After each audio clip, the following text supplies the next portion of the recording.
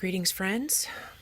Today, for this circle, which the overall subject area is LGBTQ, the ones of us who are in between or beyond the binary, and what, as far as gender, full spectrum gender, what do we need right now as a person who is beyond or in between that cultural reality of what gender is. And so for those of us who do not fit or do not resonate with that, then we need some extra tending and times of awareness in safe places to do that. So that is what this time is. There's going to be a drum later. And what came to me about a place to focus today is generally, but I'm going to get more specific, but generally around acquiring or connecting with more allies. There are allies in the physical world. There are human allies. There are non-human allies. So someone might have a dog or a cat friend, or a bird that visits the house, or you might see an animal cross your path as you're driving, or right? In dreams, animals can come in dreams. But there's also other non-human allies: trees, grass, the air, the clouds, water, a storm.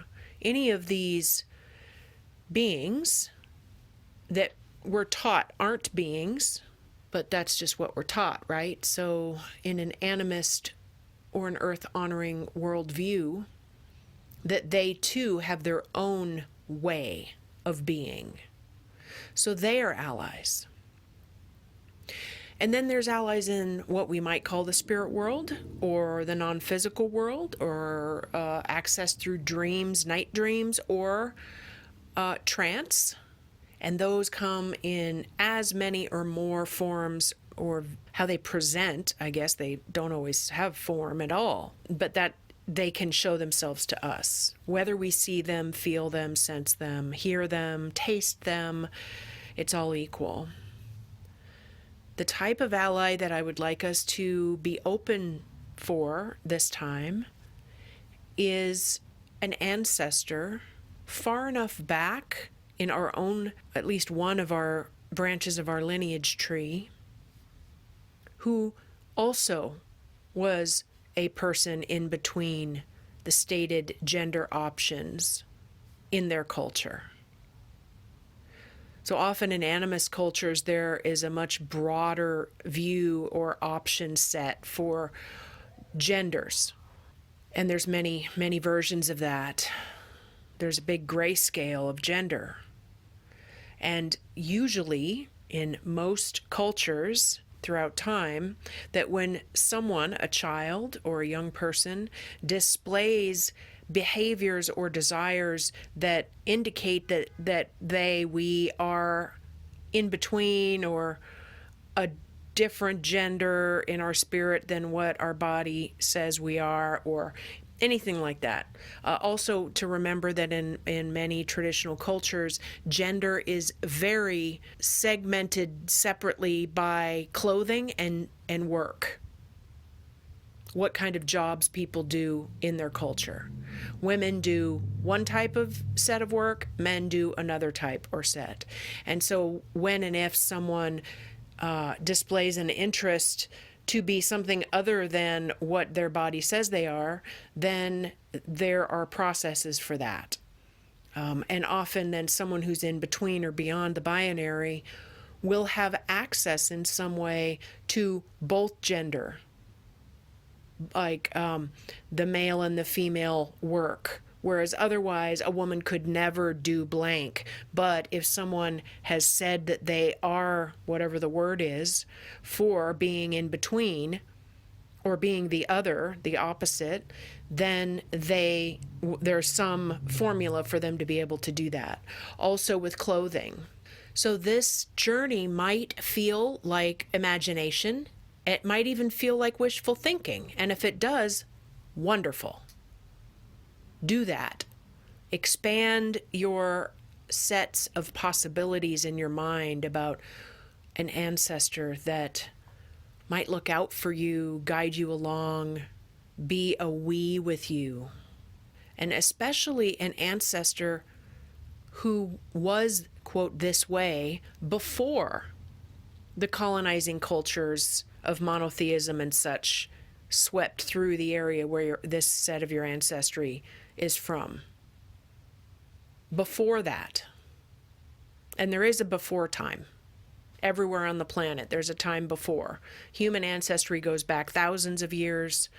Depending on where your ancestors are from, it might be 1,000 years, it might be 500 years, 800 years, 300 years, 150 years. And so you could call upon someone, whether you perceive them overtly or not, put that call out for that alliance, that they can guide you, you being in the physical body, they being in the spirit world. You have something for them, they have something for you. And just to say, no pressure, because this kind of scenario might not be what comes for you this time. But just know that at some point you might have a sense of that kind of ancestor, or you might do a journey that asks for that. If it doesn't come, they don't come this time. But I wanted to offer that option. If you do have allies that you already work with, then definitely when the drum starts, call them to you. And maybe you have a different need right now, or to even want to deal with the ancestor, or maybe the ancestor might be able to be helpful to you with what's going on right now. Another thing to realize is that our ancestors are not always only human. We could have ancestors of some different form as well, as strange as that may sound. So when the drum beats start, clear yourself, like just allow yourself to settle as if you're allowing a glass of water to settle that you just poured. It was all bubbly, and then you just let it sit for a bit, and it stills itself. And maybe right now as well, think for a moment or ask yourself, what do I really need right now? Maybe you need some relaxation. Maybe you need an alliance. Maybe you need an insight or an answer to something. And then ask for help. That's another important part of these journeys is it's good to ask for help. Keep that practice. Especially when you know that the ones that you are asking are going to do their best to help.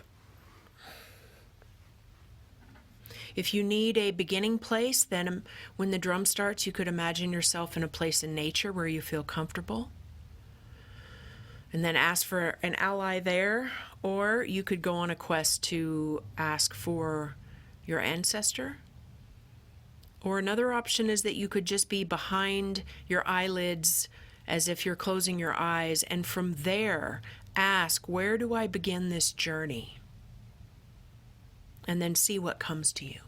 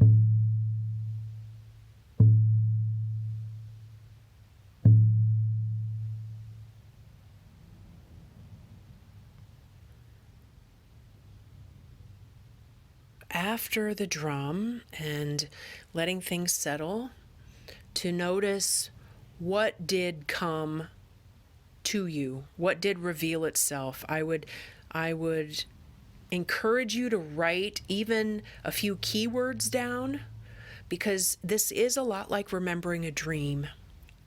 I've been at this for 24 years, and there are some things that happened, well, continually, actually, that if I didn't write it down, I would have totally forgotten about it. Even though in the moment I would think, oh, I will never forget this because it was so wow.